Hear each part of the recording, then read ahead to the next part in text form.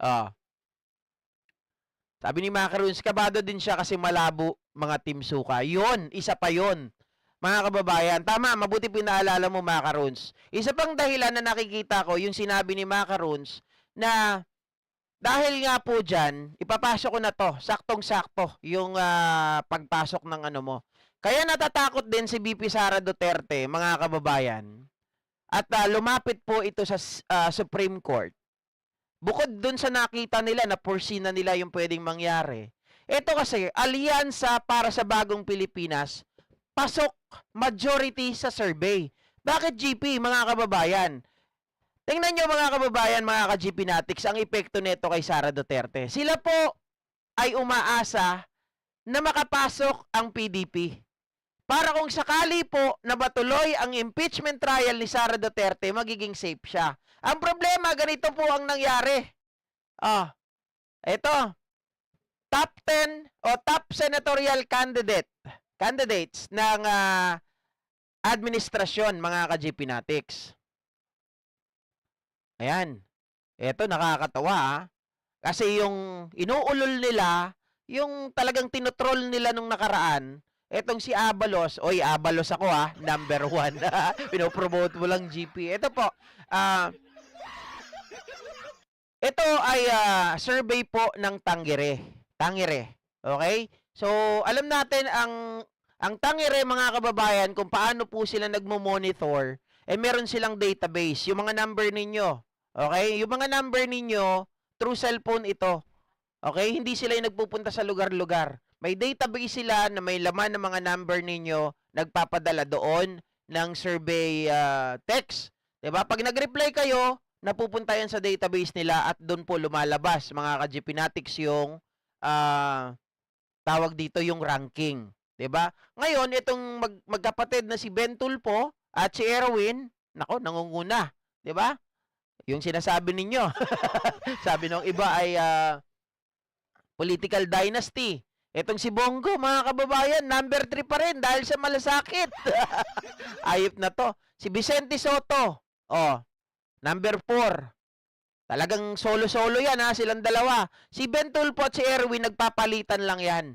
53-50 pero konti lang yung pagitan, 53-33, 0.20% lang yung pagitan nila. Si Bongo 51.25, number 3 solo-solo. Vicente Soto 48.21, mga ka-GP Natics.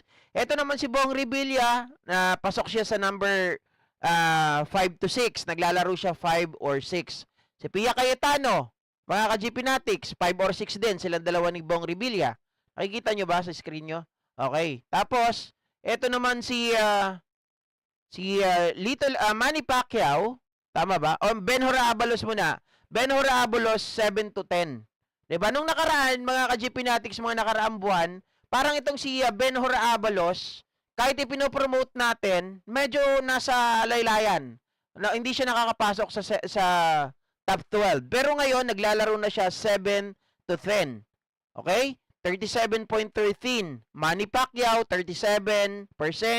Tapos itong si Lito Lapid, mga kababayan, 36.88. Nalagpasan ko si Pia Cayetano, 5 to 6 din pala siya. 'Di ba? Tapos ito si Bato de la Rosa ay nandito sa 7 to 11. Nako, mahabol.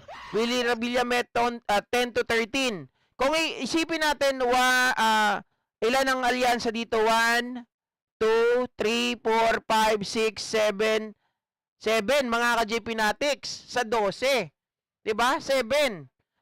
Kung ito, si Bato de la Rosa, maalis natin at si Bongo, may tulog. May tulog po yung impeachment trial ni Sara Duterte, mga kababayan. Kaya palagay ko, kaya sila talagang lumalapit sa Supreme Court dahil alam nila na matatalo sila. Kasi tingnan nyo, nasan ba yung kanilang mga, nasa pwesto? Ayan tingnan nyo yung pwesto nila. Si Bato de la Rosa, 11. May pasok, di ba? Kahit paano. Tapos si Bongo, 3. Itong si Willie, malamang PDP rin yan. Tapos yung kasunod nila, mga kababayan, Philip Salvador, nasa bandang 20. Tama ba? 1, 2, 3, 4, 5, 6, 7, 8, 9, 10, 11, 12, 13, 14, 15, 16, 17, 18, 19, 20. 20 nga. Si Philip Salvador. Rodante Marcoleta, baka umiyak. Di ba? Baka umiyak. Pag 20 to 24. Oh. Tapos si Gringo Nasan, si Chabit, wala na to. Nag-ano na to, di ba? Umatras na. Si Jimmy Bondok, pang 24. Mga kababayan, naglalaro din sa 20 to 24. Richard Mata, sa kanila rin to, 24 to 25. Si Bonifacio Butita. Buti nga. Buti nga. Yan kasi, 25 to 26. Si Rodriguez, 26 to 27. Mga kababayan. Sino pa? Apollo Kibuloy, 28 to 29. Sinong hindi matatakot? Nung una complacent sila, hindi, mananalo ang PDP laban, sabi siguro nila. Kasi maraming mga nanonood, hindi nila alam, tinotroll lang pala sila. Di ba? Maraming nanonood sa amin, marami kaming supporter. Lebo-lebo ang nanonood. Alakaw, mga kababayan. Ito po yung sinasabi ko sa inyo. Di ba? Isa lang ang nakakapasok sa kanila, si Bongo lang. Si Bato de la Rosa, palaglag din yan. So kung magbibilang nga ng 1 to 16, sabihin natin, 10 na kaagad sa atin. Diba, 10? Mga kababayan. O ilan na lang? 16 lang kailangan. Talo sila, may tulog.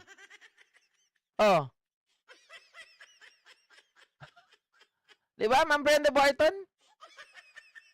Kaya po, itong si Sara Duterte, sigurado ako at yung mga member nila, di ba mga abogado to, nakita siguro nila, sabi siguro kay Sara Duterte, Ma'am Sara, punta na kaya tayo sa Supreme Court.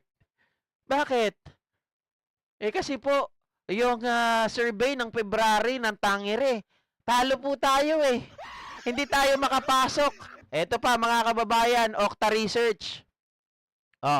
Okta Research. Tulpo, nandito na naman. Si Ben, nagpapalitan lang silang dalawa magkapatid. Bongo, nandun pa rin. Soto, Revilla. Ito, pumasok naman si Revilla dito. Diba? 48%. Lacson, Cayetano, Pacquiao, si Aimee nandito. Pero sa Tangere, wala si Aimee, mga kababayan. Lapid, Abalos.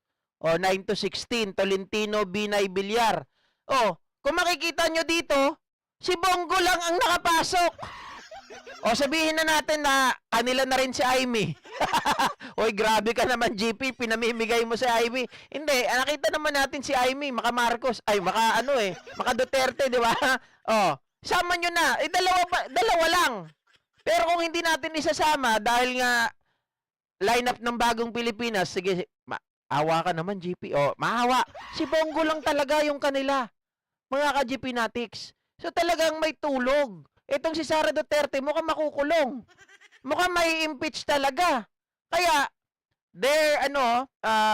yung paraan po nila na pwedeng gawin, naisip nila, we can go to Supreme Court.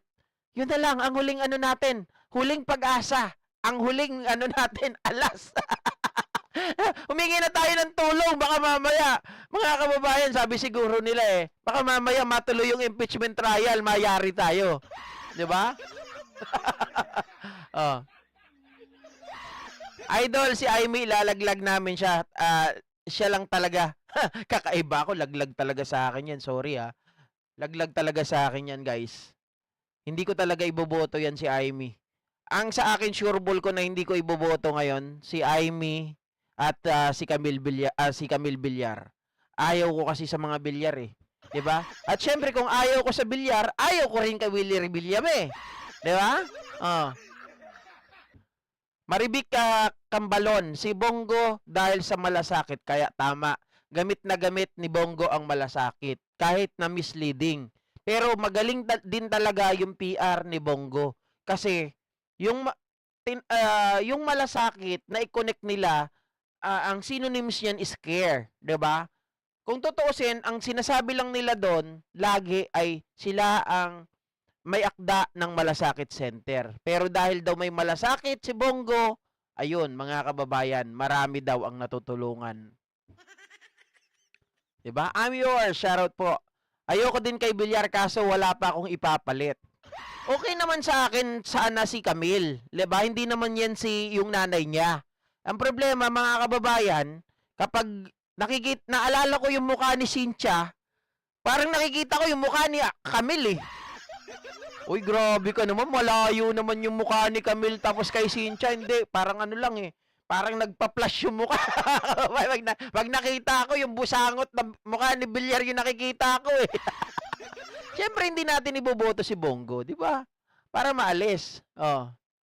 Dapat mga kababayan, mga ka-GP Natics, dapat dito maalis talaga.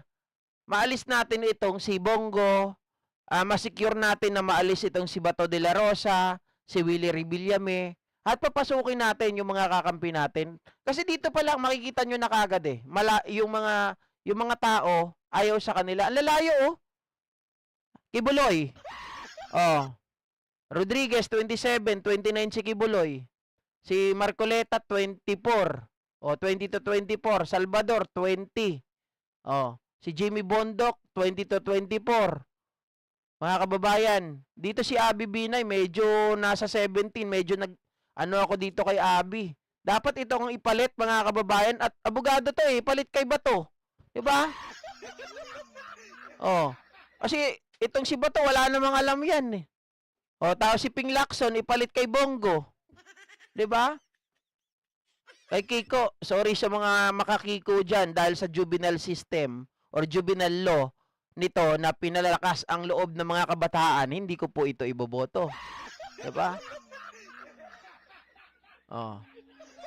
Mga karuns, tama, iboto. Ako gusto ko to si Abby Binay, mga kababayan. Isang abogado, marunong 'yan. Hong Kong girl, good evening Boss GP like Dan. Maraming salamat. Maribik Cambalon. Oy, andito na pala ang aking tita Etelyn Solis. Sabi ni Ami Balmeo, ipalit ko kay Bongo si Attorney Luke Spirito. Eksakto. Mga kababayan, ang sa akin, ang ipapalit ko po kay Amy Marcos ay si Luke Spirito. Oo. Si Bongo, palagay ko, mga kababayan, okay na siyang mag-isa lang siya dyan. Hindi si Bongo kasi, dahil nga gamit na gamit, at maaga kasi itong maaga itong umikot-ikot kasama ni Sara Duterte at kasama ni Amy Marcos dun sa DSWD, lagi nilang kasama to. Kaya gamit na gamit yung malasakit. Kaya hindi na natin siguro matatanggal to dito. Kung pwede rin naman pagtulong-tulungan natin, ipasok natin sila Abby Binay, 'di ba? O yun maganda. How about Pia Cayetano? Deserve pa rin ba siya maging... Oy, ako, abogada itong si Pia Cayetano. Magaling ito. At nakikita ko ito, hindi naman siya nakikialam sa...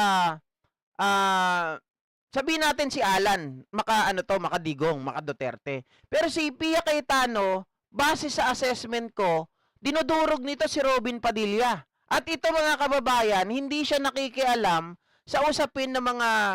Sabihin natin yung kampi-kampi, walang ganon. Hindi ko nakikita si Pia Cayetano na siya ay kumakampi sa mga Duterte. Although sabihin natin si Alan, kapatid niya ay maka Duterte. Pero si Robin, inaano nito, pinagtitripan nito. Sinasabi niya nga palagi sa plenaryo, hindi ko kailangan ng papuri mo, ang kailangan ko yung tulong mo. 'Di ba? Hindi ko kailangan ng papuri mo, hindi pa rin yan mababago yung mga tanong ko sa'yo. Feli Perez, anti-Marcos si Luke. Okay lang sa akin mag-anti-Marcos si Luke. 'Di ba? Alam naman natin na anti-Marcos 'yan. Pero mga kababayan, kung anti-Marcos siya, mas masama naman siguro yung Marcos ang pangalan mo, pero ganun ka sa kapatid mo. 'Di ba, Doc Feli Perez? Mas masama naman siguro 'yon. Marcos ang apelyido mo, pero ang kakampi mo Duterte. Mas mahirap 'yon. Doon na ako sa, alam mong anti-Marcos, pero sigurado ka rin na anti-Duterte. 'Di ba? Kaya iboboto ko si Luke Spirito. Okay lang po. May kanya-kanya naman tayo mga ka-GP Natics na perception 'di ba?